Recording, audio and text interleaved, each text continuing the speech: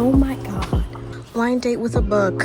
When I think about people, I think about space, how much space a person takes up, and how much that person provides. There we are. Yes, sir. Okay. Oh my god.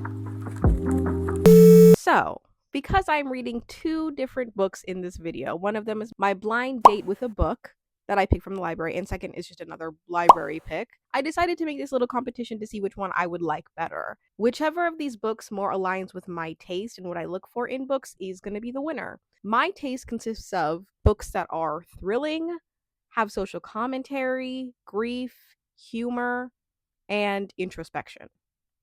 Whichever book most aligns with either all of those components or does some of the components really strong, that's the book that I like the best. So without further ado, let's get into the journey. I did leave off the last video on like a cliffhanger of like me unveiling it. I did not have time to unveil it, so here we are right now. Oh, ASMR, oh my god. Oh, they gave me the back first. Nice. This looks like the I'm glad my mom died yellow. Whoa. This book is called Joan is Okay. Oh, and this is the thank you. This is enough. My cat is true. This is an Asian American novel like no other, set in the heart of the pandemic. Joan is a character I will be thinking about for a long time to come.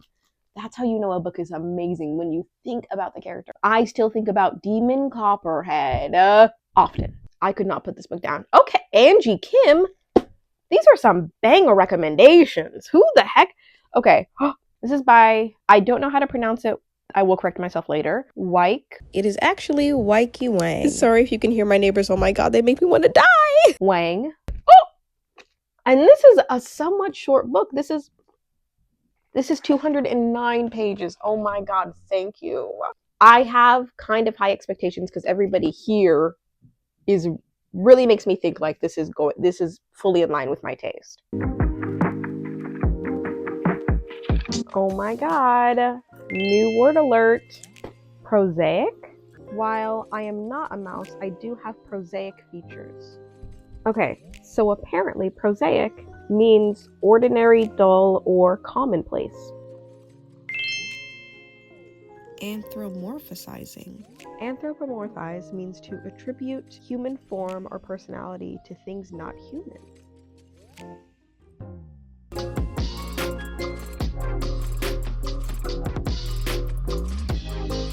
Okay, we are at my building state capitol and we're going to go up to the state law library, which is the most beautiful place ever to read. This book is following our protagonist, Joan, who is the variety of overachiever that is made by having immigrant parents to where your achievements are as important to your identity as the confusion of experiencing the cultural gaps of where your parents came from and where you are. Joan's personality is incredibly interesting because she's incredibly direct. Like when she says things, she just gets to the point and she doesn't add any fluff or any detail that might even be requested. Like if people request a little bit more detail from her, she is not really like playing the game to make other people feel more comfortable. Even with people that are ignorant around her and will ask her racist questions, she will feign ignorance just to not entertain their ignorance. Joan currently at 36 is a doctor, successful person. Personally, everyone seems to be on her ass about why she's never had a boyfriend, and I guess the audience is kind of asking too. The readers are kind of wondering too, but I don't care as much because I'm like, you're a doctor. The conflict, I think, or like a little bit of the tension kind of starts in this book when her father dies, and I think that it is just a reckoning of identity, achievement, and then making your own idea of success. Part of me is at the library to read Homebodies and just to start it, just to see what I feel about it, get first impressions. And then a little bit of me is doing my artist date. If you guys don't know about the artist way, I'm doing the artist way. I'm on week 2 and it's the last day of week 2. So my artist date is to sit and journal in the library and then go around and get myself a little sweet treat. Unfortunately, upon arrival, I did not realize that the law library was closed to the public on the weekend except for tours. So I went inside. Look how beautiful this is. Oh my God, my breath is taken away even though I've been there before. Oh my God. Anyway, so it's closed to the public, but typically you can go and sit down and do all you want to do. You can check out some law book. Unfortunately, on weekdays only is when you can go and sit. I've sat a couple of times just to like see the environment and just to take in its beauty. I want to film a video there one day, but I have no idea what video. Also, the state capitol, it's a boring idea, but the building is so beautiful.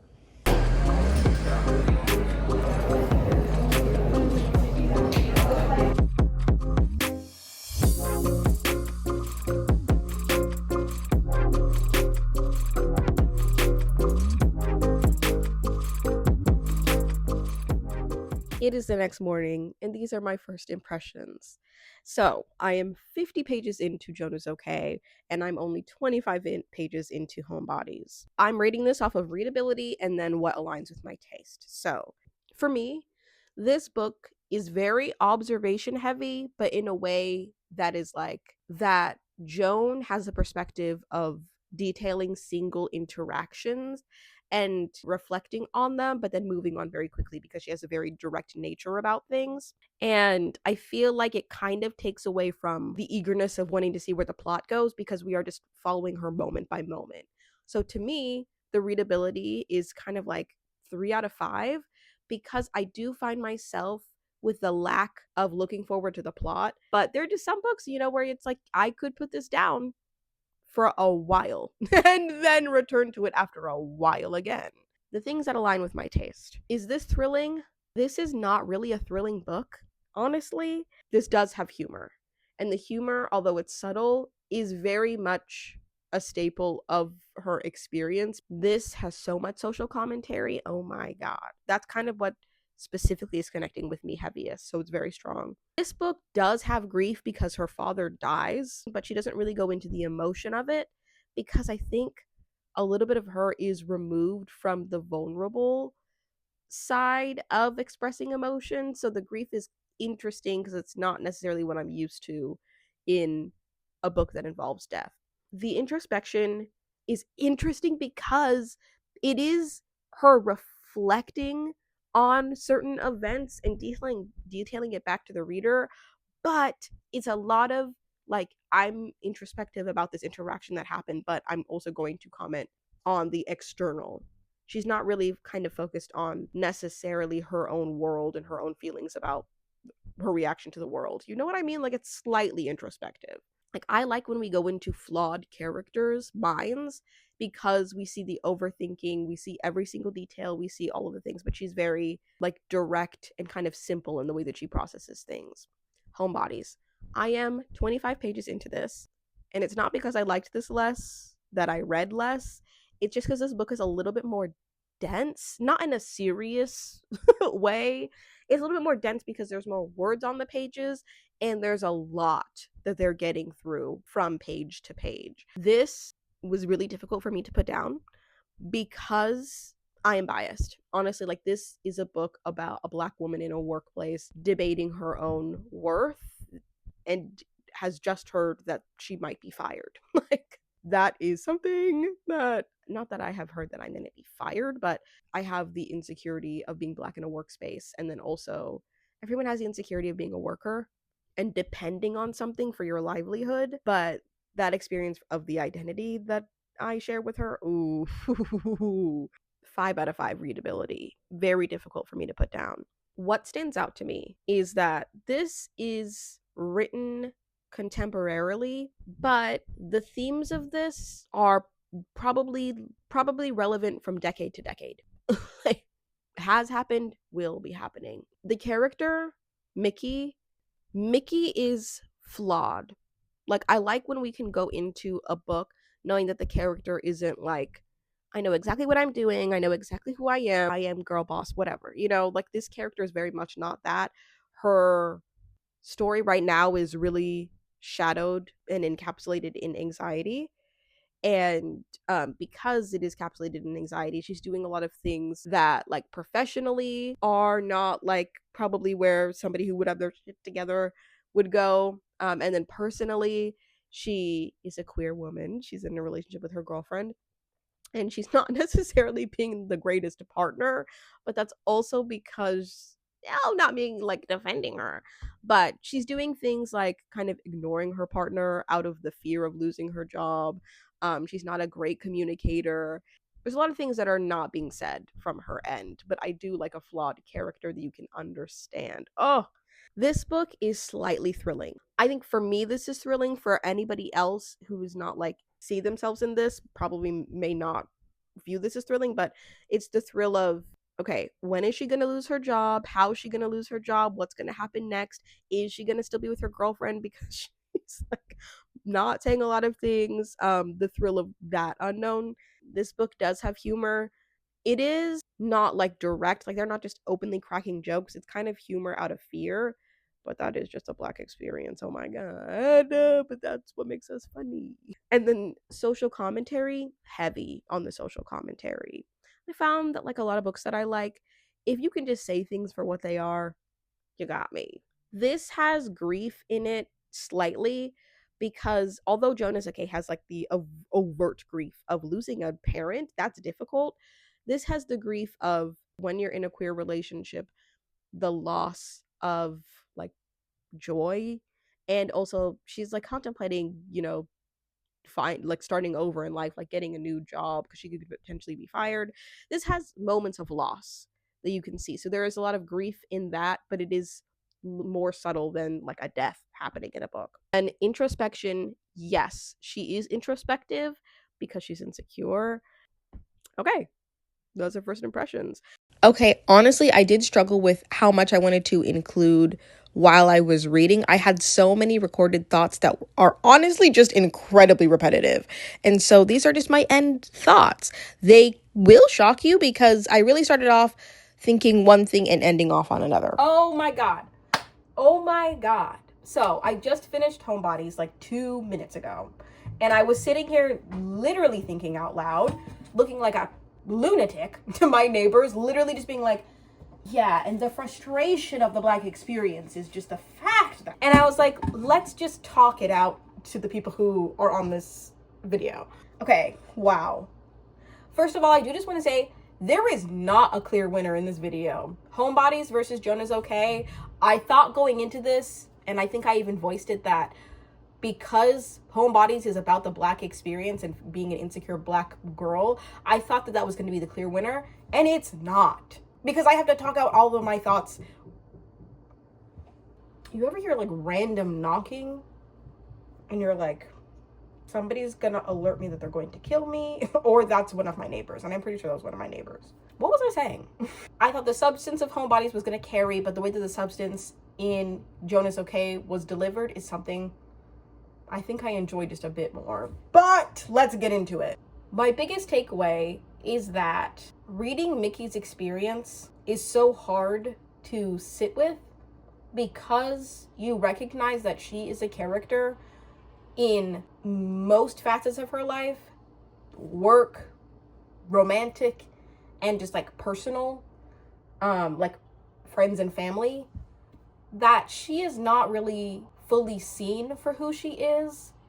She's kind of barely acknowledged as a whole human being. And because she's not fully seen, she kind of adjusts to that by placating everyone around her for what they see in her and giving the people what they want as opposed to what she wants to tell them and gives them. Like, she lies to her friends and family just to portray the life that they think that she has.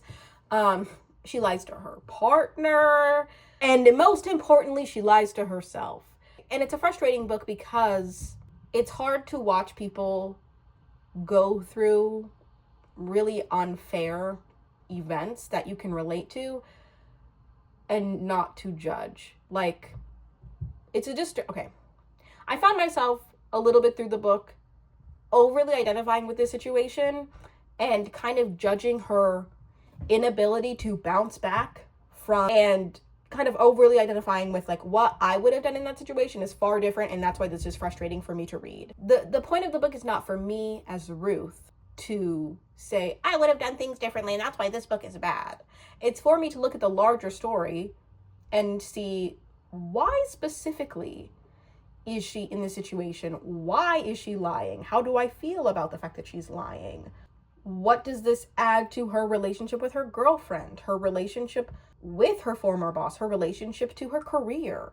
And that's, I think, when I came to the conclusion of, oh, this is frustrating because she doesn't know how to be fully truthful and authentic because she doesn't have any safe spaces, and she doesn't know how to cultivate safeness because of all of the factors that like make it that way, but then also because her personality type just kind of won't allow her to. But there's a lot of value in having to dissect that and have those thoughts and conversations as opposed to like judging her for simply just not being the perfect character. You know what I mean? Overall, still frustrating. Like, I would not read this book again, not because it wasn't good, but because it was like difficult. Also, something that is difficult to say is that this book did start off strong literary fiction, and kind of went into this like old flame romance type of a book where we're just watching this person self-sabotage because they don't know how to make good life choices. And it kind of felt like at some point this should have been a book with a cartoon cover. These feel like kind of two different stories. The story of her having trouble with her girlfriend, fantasizing about another girl from her hometown, but then the story of her dealing with injustices at work and battling with her worth throughout this whole entire thing. We made it. Oh, we made it. It's been a time, but we made it. I'm going to compare and contrast the two different books. We'll finish off with Homebodies because I've been talking about it. I'm gonna give it a 3.75 out of 5. Its top strong suits were social commentary and humor. Like I mentioned, I thought that this book was gonna blow me out of the water. I identify with many of the experiences that Mickey had, but I find that it did bite me a little going through the rest of the book, because I think romance piece did lose me, did weaken the social commentary aspect that started off so strong. I feel like the story evolved in a way that I struggled with. I couldn't evolve with it. I do highly recommend this book though, because I think ultimately the subject matter of what Mickey was going through is important to read about.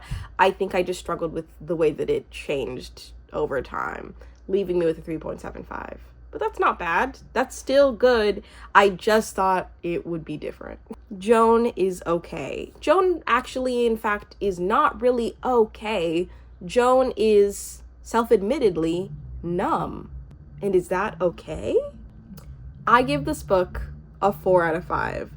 Social commentary, subtle humor, and grief were this book's strong suit. I did initially start off thinking that this book was not going to hit as hard because she was a very stoic, direct person that I had trouble relating to.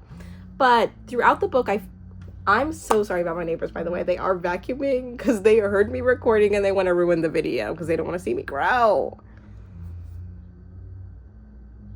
I'm actually just gonna wait. I'll wait. I think I was talking about how I was struggling to relate to her stoicism and direct nature as I don't have it. But as the book goes on, she does shed a little bit of her protective guard that she has up that contain the stoicism, the directness, the feigning ignorance, and that get to the root of her grief, that get to the root of the discomfort of being in COVID, of being an Asian American in COVID that has to witness the anti-Asian activity we're seeing, just the Asian racism. I really feel like vulnerability is needed to talk about these subject matters, and it felt like at the beginning I understood why she put those behaviors in place, but the slow burn of seeing who she was and getting to know her came with her being more vulnerable as the book went on, and it was done so well. Yeah, the subtle humor, the social commentary, and the grief, phenomenal. There's one moment that kind of stopped me in my tracks about this. She was watching this she was watching this movie, Breakfast at Tiffany's, which I'm pretty sure majority of people have seen at this point. I think it was recommended to her. And in the movie is this racist character, I think a racist portrayal of one of her upstairs neighbors, of Audrey Hepburn's upstairs neighbors, who is meant to portray a Asian man, but the actor is not an Asian man. He was essentially just hired to be offensive. And as she was watching this movie, she was wondering about how people portrayed her father, and if people were projecting their own stereotypes and ideals, even from this movie, onto him. And it really stopped me in my own tracks, thinking about that idea of how much of life and the way that people are perceiving the people that I love is based in hatred. And how do I reckon with that as somebody who has all this love for this person who's now gone? It really was like, I just really needed the vulnerability and the ability to open up, which I know is incredibly difficult. It was so good. It was so good. I really do recommend. That's why I give this a 4 out of 5 stars. If you're interested, check this out. I started reading this physically, and then I transitioned into it being audio, and it hit a lot better for me, I think, because I had trouble reading this in my own voice. I think I had to get another character in the mix. And yeah, if you've done a blind date with a book, if you have read any of these books, comment down below. Comment a most recent 5-star of yours. I so appreciate people in the crew, our little crew on this channel, coming together and giving thoughts. Wherever you are, whoever you are, whatever you're doing, whatever time of the day it is, I hope you have an amazing morning, afternoon, or night.